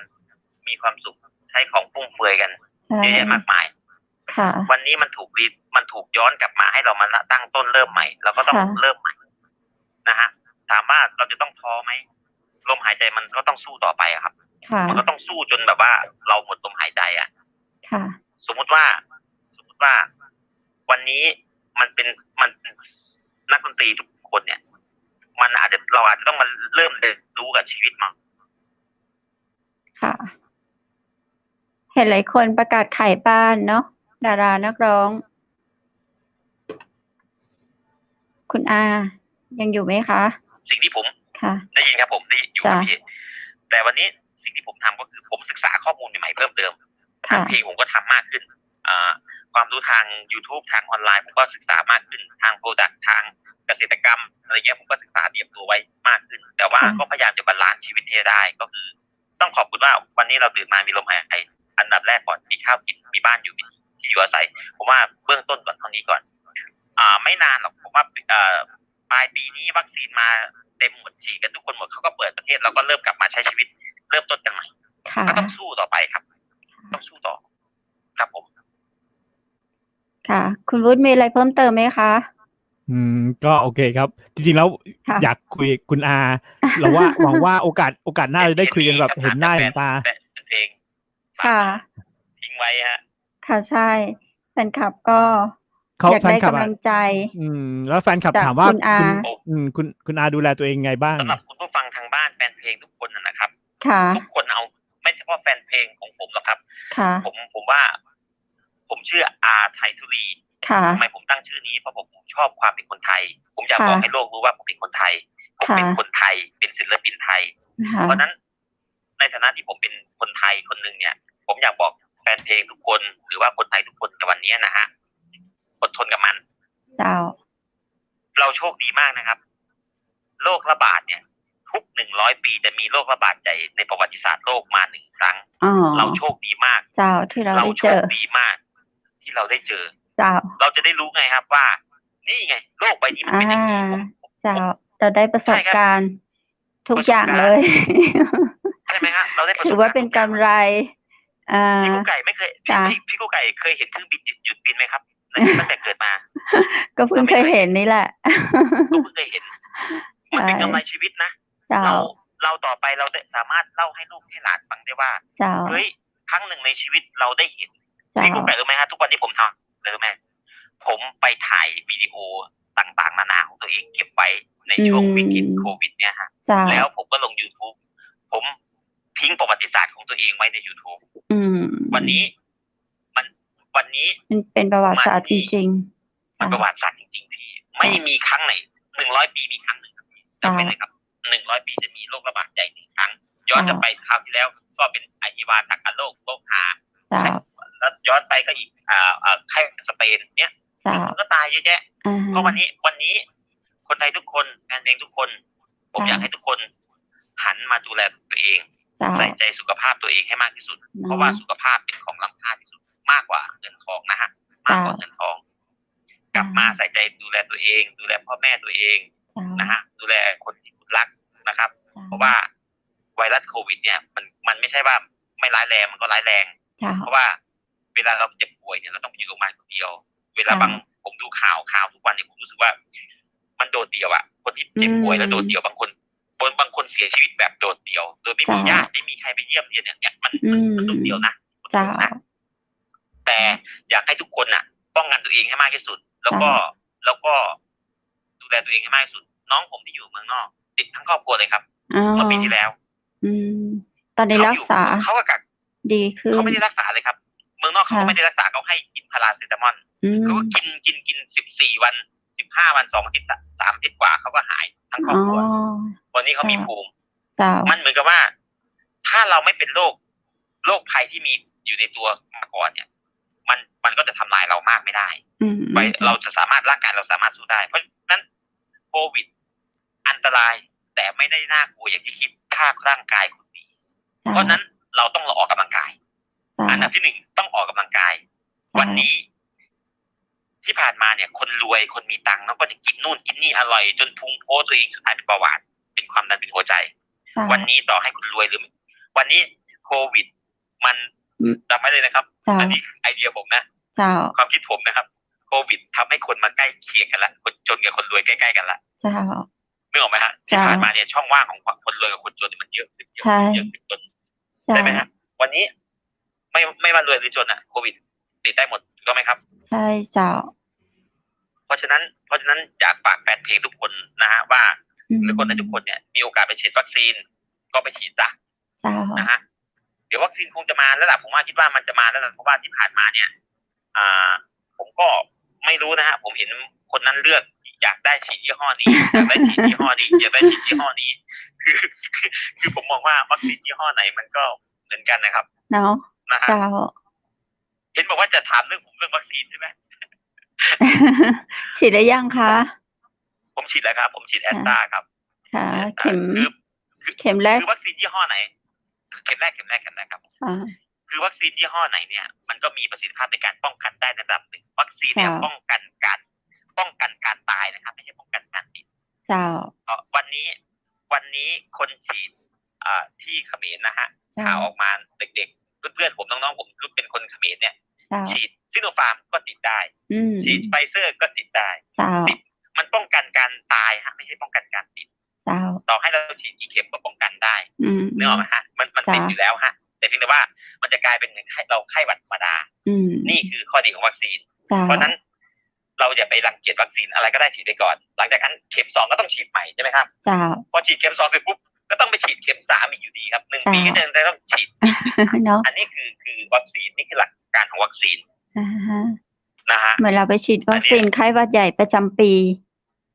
ก็เหมือนกันที่ฉีดผู้ไก่เหมือนกันเลยครับเนาะคุณผู้ชมครับเรื่องวัคซีนเนี่ยผมมองว่าวันนี้ไม่รู้ว่าสังคมไทยเราเกิดอะไรขึ้นเนาะเราก็ทะเลาะเบาะแว้งกันผมก็อยากให้คนไทยกลับมารักกันเนาะแล้วก็คุยกันด้วยเหตุผลวันนี้นะอย่าเพิ่งทะเลาะกันเรื่องการเมืองนะพี่เรามาช่วยกันจัดการเรื่องวัคซีนกันดีกว่าหมายว่าสู้กับโรคภัยสู้กับโควิดให้ได้ก่อนพอสู้กับโควิดให้ได้เสร็จจบแล้วนะเราต้องร่วมมือกันแล้วอยากทะเลาะกันค่อยมาทะเลาะกันวันนั้นก่อนดีไหมครับเนาะใช่ครับพี่ใช่ครับให้มีความเมตตากรุณากันคือทุกอย่างนะครับพี่เราใช้เหตุผลคุยกันดีกว่าไหมไม่ใช่เอาความชอบส่วนบุคคลมาทะเลาะกันเบาะแว้งกันผมว่าไม่ใช่เอาเหตุผลความจริงคือวันนี้ผมพูดตรงๆนะครับว่าประเทศเราถูกข่าวปลอมข่าวปั่นซ้ายปั่นขวาจนทะเลาะกันน่ะผมก็สงสารประเทศไทยนะปั่นจนทะเลาะกันนะฮะแล้วถามว่าเราจะช่วยอะไรก็ได้เพราะว่าเขาบางคนซ้ายก็ไม่ฟังคนขวาก็ไม่ฟังคนซ้ายมันก็ทะเลาะกันมันก็ไม่จบอ่ะพี่แต่วันนี้ผมอยากให้ทุกคนว่าเอาเรื่องโควิดให้จบก่อนไหมแล้วก็ทะเลาะกันใหม่ใช่ไหมฮะใช่เดี๋ยวโควิดก็คงจัดการเนาะแต่ปีหน้าน่าจะซาเบาบางแล้วแหละครับปีหน้านะครับ 65ก็น่าจะ โค เบาบา วิ ง ด แล้ จะ ว จัดการคนก่อนหรือว่าคนจะจัดการโควิดก่อน โควิดไม่มีสมองโควิดตัวเล็กนิดเดียวครับแต่ชนะเรา เจ้า เก่งนะ อ่า เก่งแล้วคุณเพราะฉะนั้นธรรมชาติใหญ่กว่าเราเสมอครับ เจ้า ยูไก่ธรรมชาติใหญ่กว่าเราเสมอเพราะฉะนั้นเรา เนาะ ต้องดูแล เรา ตั ต้ ว อง เอง ให้ งั้นเราต้องให้เกียรติเขา ให้เกียรติเขาให้เกียรติ อยู่ เขา คือ เขา อยู่กับเขา ก่ง ให้ได้ ให้เขาอยู่แล้วเราก็อยู่กับเขาให้ได้อืม ถูกต้องครับถูกต้องครับก็ ค่ะ ต้องอยู่กับเขาให้ได้ คุณผู้ฟังทางบ้านก็คุณผู้ฟังทางบ้านแฟนเพลงทุกคนคนไทยทุกคนนะฮะหรือจะไม่ใช่คนไทยนะฮะที่อยู่ในที่อาศัยอยู่ในประเทศไทยเนี่ยอยากให้ทุกคนปลอดภัยนะฮะ เจ้า แล้วก็ป้องกันฉีดวัคซีนนะอะไรก็ไปฉีดไม่ต้องไปเลือกครับอันนี้ฉีดก่อนเวลาสงครามมานะอันนี้ผมเปรียบเทียบง่ายๆนะเราไม่ ค่ะ สามารถไปถามหรอกว่า อืม เราจะต้องใส่เกราะกันกระสุนยี่ห้ออะไรดีที่สุด เจ้า ไม่ต้องตอบหรอกครับมีอะไรใส่ไปก่อนครับ เจ้า หลังจากนั้นค่อยมาเลือกเอาเข็ม 2 เข็ม 3ค่อยมาเลือกเอาครับว่าเราจะฉีดอะไร วันนี้ฉีดก่อน เอาให้รอดปลอดภัยก่อนครับพี่ลูกไก่ เจ้า ครับผม น่าเสียดายเนอะวันนี้ถ้าแบบอินเทอร์เน็ตดีขึ้นก็น่าจะชัดเจนกว่านี้ แต่ไม่เป็นไรวันนี้เราก็ได้ยินเสียงของคุณไฮทุลีเนาะให้เราแบบ ครับผมค น่า รับ ชื่นอกชื่นใจทั้งแฟนคลับก็ได้ยินเสียงว่าอยู่สุขสบายแล้วก็มีแนวคิดที่ดีให้กับกำลังใจให้กับเพื่อนศิลปินด้วยกันให้กับคนไทย ให้กับคนต่างประเทศให้ทุกคนเนาะได้มีความเข้มแข็ง ใช่ครับคือจริงๆแล้วนะฮะเราต้องปรารถนาดีให้กับทุกคนในโลกใบนี้นะ เจ้า แม้เราไม่ใช่คนละชาติเผ่าพันธุ์ภาษาเนี่ย เจ้า คือจริงๆแล้วถ้าเกิดไม่มีเส้นพรมแดนอ่ะคนทุกคนมันก็เป็นเหมือนกับญาติกันหมดนะ อื ฮะ ม คน ถูก ภาคเหนือ ต้อง ก็จะใกล้ๆกับพม่ามันก็คนพม่าก็จะใกล้ๆกับอินเดียปากีสถานก็เหมือนกับคุณจะเป็นญาติกันเป็นเผ่าพันธุ์กันเขามีเลือดสีเดียวกันทั้งหมดผมมองว่าวันเนี้ยเราต้องปรารถนาให้ทุกคนปลอดภัยก่อนปลอดภัยจากโควิดก่อน แล้วก็เราอย่ามาทะเลาะเบาะแว้งกันอ่ะเป็นสิ่งที่ดีที่สุดครับเราทะเลาะเบาะแว้งกันไม่มีอะไรดีขึ้นเลยครับ มีแต่สิ่งที่แย่ลง เพราะฉะนั้นเราต้องช่วยกัน วันนี้เราช่วยกันป้องกัน เราช่วยกันแนะนำกัน มีอะไรที่ดีๆแนะนำกันก็ช่วยเหลือกัน อย่างเช่นผมมองว่าใครที่จะแบบใครมีเงินมากหน่อยก็ช่วยเหลือคนที่จนหน่อยก็แล้วกันนะคนที่ยากจนอยากให้ทุกคนแบ่งปันพี่ลูกไก่พี่คุณดีครับอยากให้ทุกคนอยากจะให้ทุกคนช่วยเหลือซึ่งกันและกันแบ่งปันกัน เจ้า นะฮะ ดีมากเลย ก็ไปซื้อของกับข้างถนนซะนะฮะไปซื้อของคนข้างถนนซื้ออะไรอย่างผมเนี่ยบางครั้งผมก็ไม่ได้มีเงินเยอะอะไรมากมายผมก็เป็นคนหาธรรมดาคนหนึ่งแต่เวลาผมไปเห็นคนข้างถนนซื้อผมก็จะไม่ต่อรองเขาหรอกว่าซื้อเลยซื้อเพื่ออะไรซื้อเพื่อให้เขามีชีวิตในการมีกำลังใจต่อสู้ต่อในวันพรุ่งนี้ถ้าทุกคนรู้จักช่วยเหลือและแบ่งปันกันผมว่ามันสังคมมันจะน่าอยู่มากนะฮะผมอยากให้ทุกคนมีจิตใจที่มีเมตตาต่อกันไม่ต้องไปเลือกเขาเลือกเราหรอกเราเมตตาต่อกันช่วยเหลืออะไรกันได้ก็ช่วยเหลือกันไปวันนี้เราต้องประคองกันทุกคนนะฮะเพราะว่าทุกคนมันพึ่งพาอาศัยกันหมดในประเทศไทยหรือในโลกใบนี้เนี่ยคนทุกคนเกี่ยวพันโยงเป็นสายกันหมดนะช่วยมันเป็นสายสัมพันธ์กันหมดเพราะนั้นมันจะต้องช่วยเหลือกันวันนี้เราต้องช่วยเหลือกันต่อสู้กับสิ่งครับผมต้องขอบคุณคุณไทยทุลีนักเลยนะเจ้าชนักละวันนี้เฮาก็ได้ได้จากกันมาก็น่าจะชั่วโมงแล้วชั่วโมงกว่าจะได้กระตามโอกาสต่อไปเนาะหวังเป็นอย่างยิ่งว่าเราจะได้มามาจากกันในรูปภาพที่ชัดเจนดีกว่านี้สำหรับวันนี้ก็ต้องขอบคุณนะเจ้าศิลปินนักร้องตีนะฮักเจ้าข้าเจ้าเคยเจอตัวจริงตัวเป็นๆวันนี้มาจากกันเจ้าขอบคุณพี่กู้ไก่พี่พุตตี้แล้วก็ทีมงานทุกคนของคลื่นนะครับแล้วก็ขอบคุณแฟนเพลงของผมขอบคุณคนไทยนะฮะที่เรายังเป็นคนไทยอยู่วันนี้ไม่มีแผ่นดินไหนที่สุขสบายเท่าเราหรอกจริงๆแล้วนะฮะเพราะประเทศเรามีข้าวมีน้ำอุดมสมบูรณ์แค่วันนี้เราลำบากกันนิดหน่อยตรงเรื่องโควิดแต่อีกไม่นานมันก็ผ่านไป 3-4 เดือนเดี๋ยวมันก็กลับมาเหมือนเดิมชีวิตเราก็เริ่มจะกลับมาใช้ชีวิตเหมือนเดิมนะครับแล้วก็ขอให้ทุกคนสู้นะครับอย่าท้อนะครับวันนี้อะไรที่ไม่จำเป็นก็เลี่ยงซะแล้วก็อะไรที่ทำให้ตัวเองสุขภาพแข็งแรงก็ทำซะเพื่อ ตัวคุณเองและคนที่คุณรักครอบครัวอยากขอให้ทุกคนปลอดภัยขอให้ทุกคนมีสุขภาพร่างกายที่แข็งแรงแล้วก็จิตใจแข็งแรงด้วยนะครับสำคัญมากคือจิตใจแข็งแรงต่อให้เชื้อโรคมันจะร้ายแค่ไหนนะฮะถ้าจิตใจเราแข็งแรงเนี่ยผมว่าเราผ่านไม่ได้แน่นอนนะครับขอบคุณทุกคนมากๆที่ให้เกียรติผมมาในพูดคุยร่วมวันนี้แล้วก็โอกาสหน้านะพี่กุ๊กไก่และพี่พุทธีครับก็เดี๋ยวเราเตรียมระบบใหม่นะมันเกิดอะไรขึ้นก็ไม่รู้วันนี้ก็อยากจะคุยแบบเห็นหน้าใช่อยากเห็นหน้าเจ้านะครับอันวันนี้ก็ต้องขอบคุณเจ้านะเจ้าขอบคุณมากครับพี่กุ๊กไก่ครับจ้าเจอกันใหม่ขอบคุณมากค่ะสวัสดีทุกคนนะครับเจ้าสวัสดีเจ้าสวัสดีครับคุณผู้ชมเจ้าวันนี้เนาะน่าเสียดายว่าเราได้เห็นอันเปิ้ลมาอยู่ตรงหน้าจอไปเฮาที่นี่ฟังเสียงก็เข้า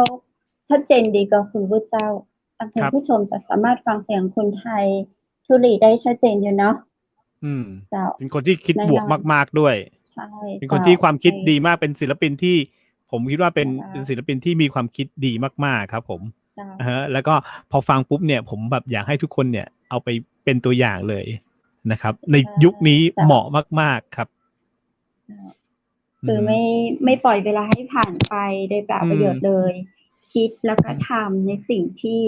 เป็นไปได้เป็นไปจริงแล้วก็ประหยัดเนาะอะไรที่ไม่จำเป็นก็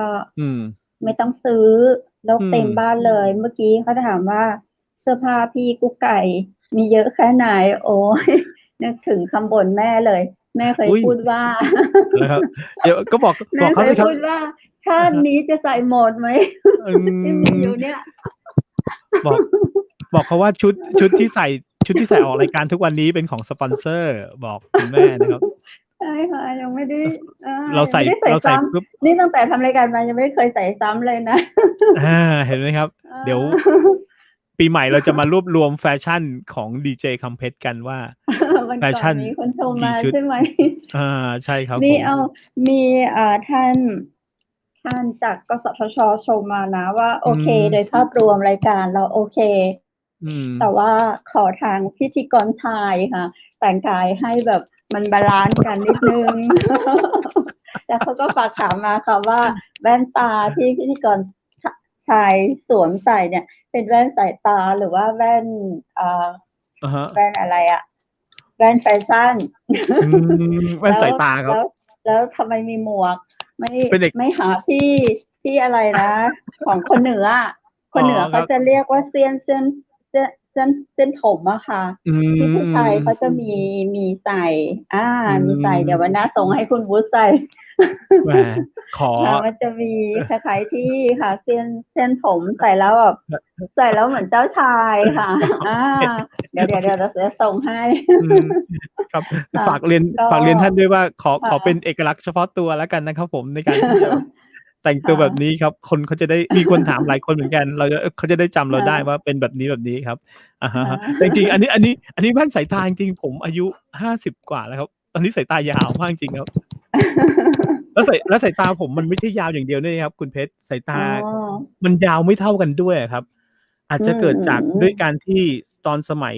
หนุ่มๆอาจจะใช้สายตาในการทำงานเยอะในการถ่ายภาพอะไรอย่างนี้ครับปรากฏว่าไปวัดปุ๊บสายตาข้างนี้ยาวกว่าข้างนี้เหมือนกันไม่เท่ากันก็เลยต้องแบบใช้แว่นปกติไม่ได้ต้องตัดมาเป็นพิเศษ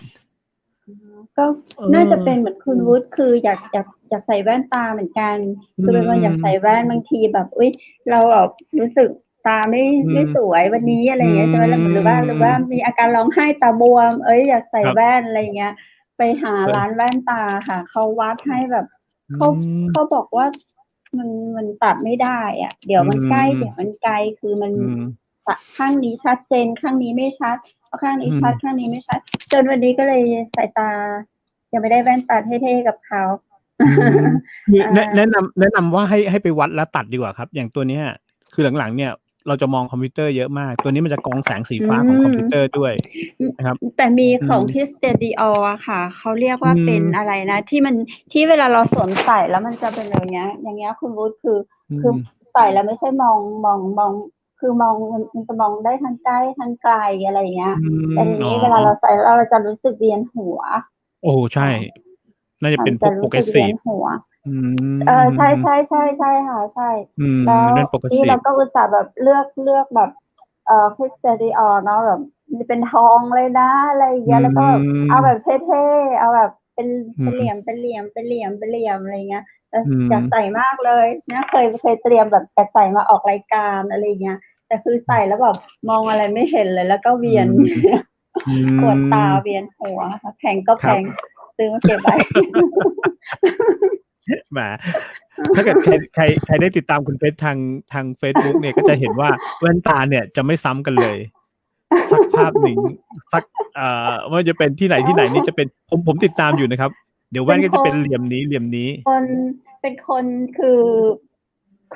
เป็นคนที่แบบอย่างงี้ คุณบุ๊ค เว อื ลาม ใครจะให้ของขวัญ หรือว่าอะไรอย่างเงี้ย จะบอกเขาว่าเวลาเราจัดงานไม่ว่าจะเป็นวันเกิด หรือว่างานเลี้ยง หรือว่างานทำบุญ งานพิธีเปิด งานอะไรต่างๆ ถ้าเป็นงานของตัวเราเอง เราจะบอกว่าเราจะไม่รับซอง แล้วเราก็ไม่รับของขวัญ อืม เราจะไม่รับของขวัญ แล้วก็ไม่รับซอง แต่จะมีเพื่อนที่รู้ใจคืออ่าแว่นตา อะไรอย่างเงี้ยค่ะ พี่ๆเขาก็จะไปไหนเขาเห็นแว่นตาเนี่ยเขาจะนึกถึงเราเลยว่า อืม น้องเขาชอบแว่นตา อะไรอย่างเงี้ย อื ค่ะ ม โอ้ เต็มตู้เลยค่ะ ตอนเนี้ย อื คือเต็มตู้ ม เลย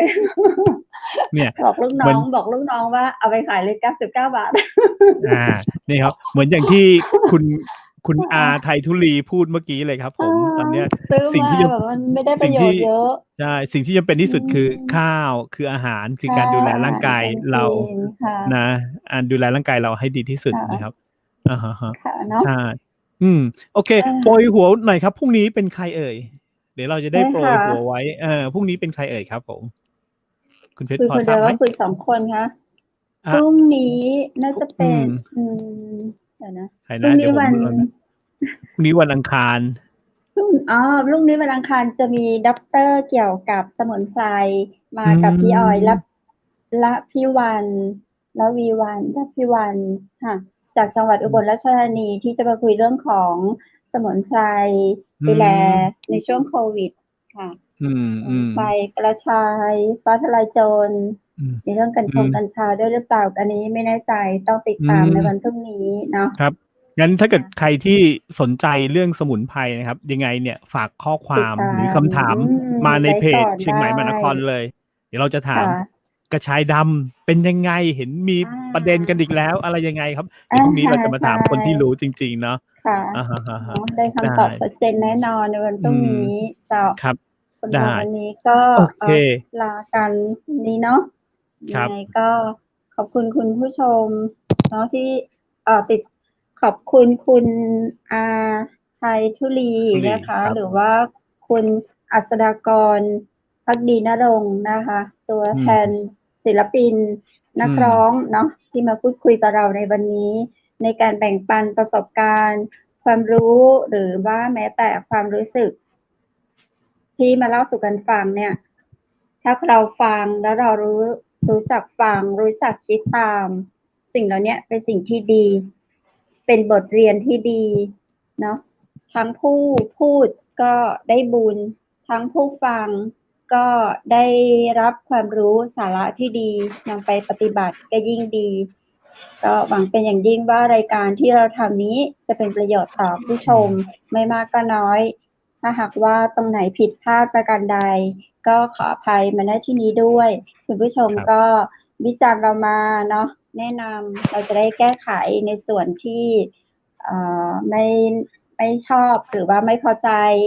เป็นการเริ่มต้นทดลองผลิตรายการรู้จักการเมืองจากเชียงใหม่มหานคร ก็ขอบคุณหลาย ๆ คนหลาย ๆ ท่านที่ให้กำลังใจเรามา ที่สำคัญวันนี้เราก็ต้องขอบคุณสปอนเซอร์ใจดีเนาะ ที่ทำให้เราได้มาอยู่ด้วยกันตรงนี้ ถ้าไม่มีสปอนเซอร์ก็อดข้าวอดน้ำกันอยู่ ไหนจะ ครับ ค่าเน็ตค่าไฟค่ะ ท่านใดอยากจะเป็นสปอนเซอร์ให้กับเรา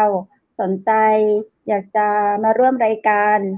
นะ ก็มีทั้งฟรีด้วยเนาะ ร่วมรายการฟรี รีวิวสินค้า อยากนำสินค้าผลิตภัณฑ์มาเสนอผ่านรายการเชียงใหม่มหานคร เราก็ยินดีที่จะเป็นสื่อกลางให้ ครับ ให้ผู้ผลิตเหมือนเราเป็นตัวแทน ไม่ใช่พ่อค้าคนกลางอะเนาะ เป็นตัวแทน เป็นสื่อกลางให้ผู้ผลิตถึงผู้ซื้อ ที่เขาอยากได้อะไรก็มาผ่านทางรายการอุตสาหกรรมเมืองต่างจังหวัดมหานครเราก็ยินดีเนาะอย่างวันนี้สปอนเซอร์ใจดีของเราทางตัวปินโตเชียงใหม่อันนี้ก็สั่งอาหารได้นะเจ้าเตี้ยมอำเภอเมืองเชียงใหม่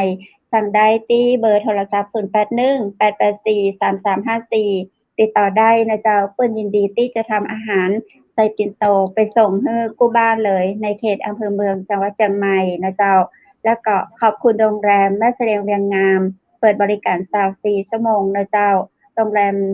สะอาดสะอ้านตามมาตรฐานในยุคโควิดนี้ประห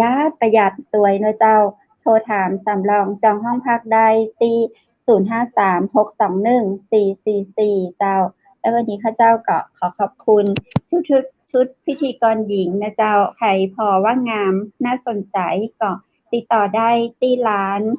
ผ้าพื้นเมืองชุดไทยใหญ่แม่ฮ่องสอนเบอร์โทรศัพท์0826168669นะเจ้า0826166889แล้วก็ขอบคุณคุณผู้ชมที่นะคะทุกคนทุกท่านนะเจ้าขอให้โชคดีแล้วก็มีความสุขวันพรุ่งนี้ปีกปากกับข้าเจ้าและดีเจวุฒิในรายการอุตสาหกรรมเมืองต่างจังหวัดมหานครกับเรื่องราวดีๆเรื่องของสมุนไพรจากด็อกเตอร์ที่จังหวัดอุบลราชธานีนะเจ้าสำหรับค่ำวันนี้ขอให้คุณผู้ชมนอนหลับฝันดีสวัสดีเจ้าสวัสดีครับ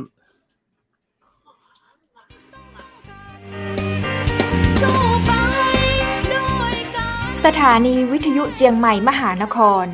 107.25 เมกะเฮิรตซ์ขอแสดงความห่วงใยและเป็นกำลังใจ